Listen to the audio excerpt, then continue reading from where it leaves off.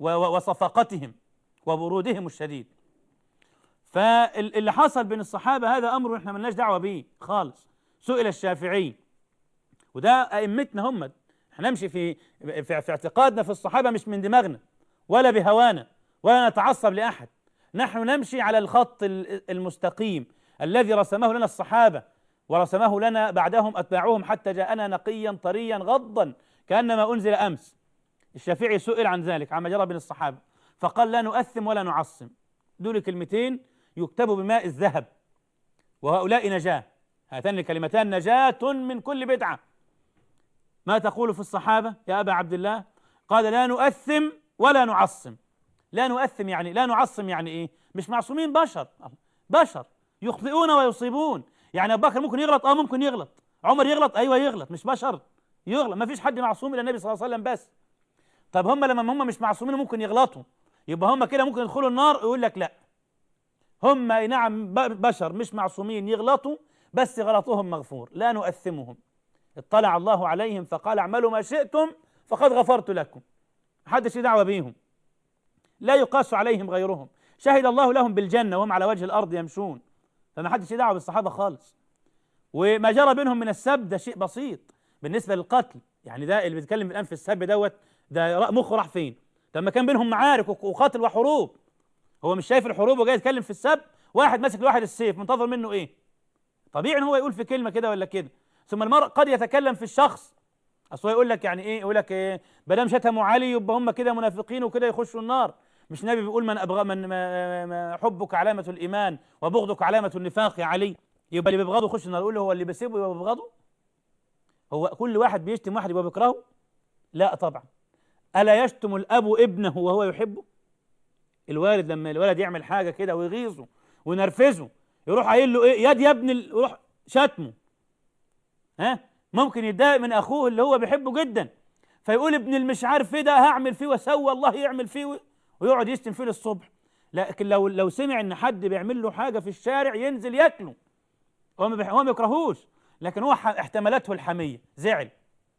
ولو ان كل واحد شتم صحابي ويخش النار ويكفر، طب انتوا بقى كده معاشر الشيعة كفروا العباس بن عبد المطلب. كفروه ليه؟ في صحيح مسلم أن عليا والعباس جاء إلى عمر رضي الله عنه، فقال العباس: يا أمير المؤمنين، اقض بيني وبين هذا الغادر الخائن الخاسر الفاجر الكاذب علي بن أبي طالب. إيه ده؟ ده مين اللي بيقول كده؟ العباس عمه علي وعمه النبي صلى الله عليه وسلم، بيقول في سيدنا علي الكلام دوت، بيقول لسيدنا عمر: يا أمير المؤمنين الحقني. قال له: أيوة خير في إيه؟ قال له: اقضي بيني، احكم لي وبيني وبين هذا الغادر الفاجر الكاذب الآثم علي بن أبي طالب. طب سيدنا عمر يعلم أن عليا كذلك؟ حاشاه من هذا. بس سيدنا علي هذا من كبار أهل الفضل، وكان عمر يقول: أعوذ بالله من مسألة ليس لها أبو حسن. كان يرجع له في المعضلات لعلمه رضي الله تعالى عنه، عن علي وعن عمر وعن العباس. امال سيدنا عمر سكت ليه على اللي بيقولوا العباس بن سيدنا العباس بن عبد المطلب؟ لان العباس ده عم سيدنا علي، سيدنا العباس عم سيدنا علي، والعم والد واكبر منه سنا بكثير، وهو شايف ان هو مزعله قوي، يعني فازاي يعمل معايا كده؟ انا في مقام ابيه، ويجي يقعد كده يجادل فيا ويعملني، الولد ده عايز ضربه. هذا المنطق، بمنطقنا هذا. لما واحد ابن اخوه يجي يكلمه كده ويقعد يحاور فيه ومش قادر يسمع الكلام، مش عايز يسمع الكلام، يا ابني يهديك يرضيك يا حبيبي، انا اكبر منك، انا فاهم كويس، عمال برضه يجادل فيه وعمال اللي عايز يستأثر بالامر دونه. فممكن يقول له: واد يا ابني مش عارف ايه، وممكن يضربه كمان. بس هو ما بيكرهوش، هو بيحبه. احتمالته الحميه، زعل، اتنرفز. سيد الخلق صلى الله عليه وسلم يقول: اللهم اني بشر اتكلم في الرضا والغضب، فأيما رجل سببته أو دعوت عليه ولم يكن لذلك بأهل فاجعلها له رحمة يوم القيامة. النبي بيقول: أنا ممكن أزعل من واحد فأتنرفز وأقول في كلمة أدعي عليه ولا حاجة وهو ما يستاهلش، بس أنا كنت متضايق منه وأنا بشر، فيها جزء يعني من حظ البشر. فلما يحصل كده يا رب سامحه، اللي أدعي عليه في ساعة غضب عندي وما يكونش أهل لذلك عديها له واجعلها لي رحمة كمان، اديها له رحمة، وليس هذا لأحد إلا النبي صلى الله عليه وسلم. يبقى السب اللي جرى بين الصحابة على أحد نوعين: إما سب عشم كما جرى بين العباس وعلي ولو كنا نكفر كل واحد بقى بيشتم واحد يبقى كفروا العباس، ما تكفروه. مش بتكفروا معاويه، بتكفروا سمره بن جندب، بتكفروا مغير بن شعبه، بتكفروا عمرو بن العاص عشان شتموا علي. لا، السب اما ان يكون عشم زي كده زي ما قلنا بين العباس وعلي، او يكون احتمله الحميه وكانوا في معركه وكانوا بينهم خلاف وكل واحد شايف الثاني غلطان، وقد عفى الله عن كل هذا وربنا سامحهم في ذلك ان شاء الله، وعفى عنهم وجمع قلوبهم على حبه، وكلهم كان قصده خير، وما خرج منهم خرج على سبيل ظن الحق، فده نقفل عليه الباب. ممنوع الكلام فيما جرى بين الصحابه، اذا ذكر اصحاب النبي صلى الله عليه وسلم فامسكوا، اقفل بقك فورا.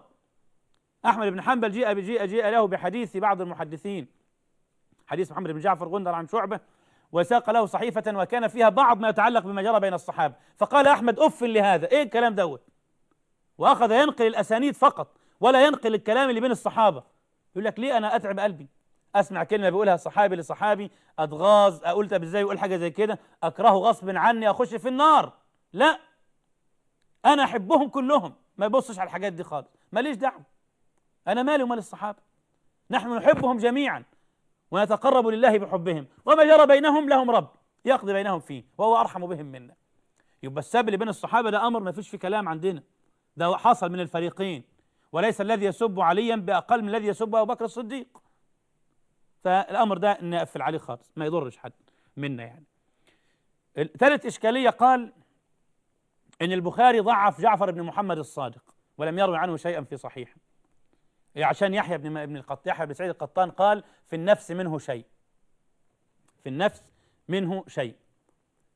طبعا ده كلام غلط، ما حصلش. اما البخاري فلم يضعف جعفر بن محمد الصادق، وجعفر ده امام، جعفر بن محمد من افقه اهل البيت، رجل امام جليل ثبت حجه فقيه، والبخاري ما تكلم فيه اصلا قط. البخاري بس ما خرجلوش في الصحيح، ليه؟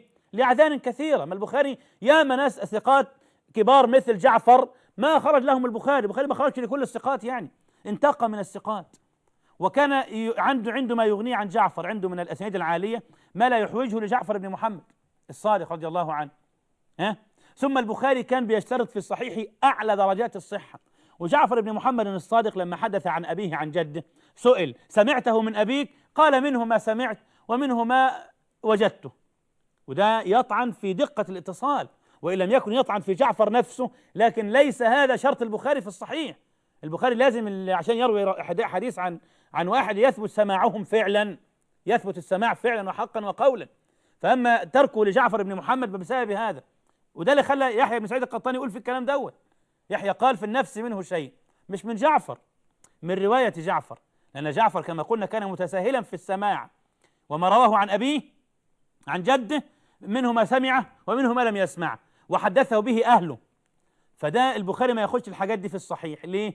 مش لأن جعفر عنده وحش أو راجل مش كويس، أستغفر الله، وما خطر هذا ببال البخاري أبدا، ولكن لأن جعفر بن محمد لم يكن متثبتا في السماع، والبخاري شرطه أن يقبل ما ثبت فيه السماع ولا يقبل ما أمكن فيه اللقاء والمعاصرة والحاجات دي كلها، وده معروف جدا مذهب البخاري والكلام فيه يطول. خلاص، كلمة يحيى بن سعيد القطان في النفس منه شيء، قلنا سببها إيه؟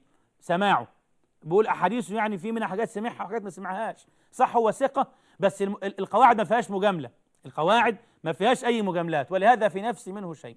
ومع ذلك الذهبي عقب على كلمة يحيى بن سعيد القطان وقال الذهبي هذه من زلقات يحيى، ما كانش المفروض يقول كده برضه، كان وضح شوية، إن بعض الناس ممكن يفهمها غلط ويقول لك أهل السنة مش بيحبوا جعفر الصادق، استغفر الله، بل جعفر هذا من علية القوم ومن أجل أهل زمانه، ومن يراه كان من يراه يقول هذا من أبناء النبيين، ده فعلا ينفع، هو فعلا ابن نبي، شكله يقول كده وكل أحواله تقول كده، رضي الله تعالى عنه ورحمه. ثم البخاري مما يدل على رضاه عنه خرج له في الأدب المفرد وفي غيره من تصانيفه، يبقى البخاري لم يخرج له في الصحيح لعلة بسبب عدم ضبطه للسماع من أبيه عن جده بس، لكن جعفر عنده حجة على العين والرأس، ولهذا روى له في كتبه الأخرى غير الصحيح. بقي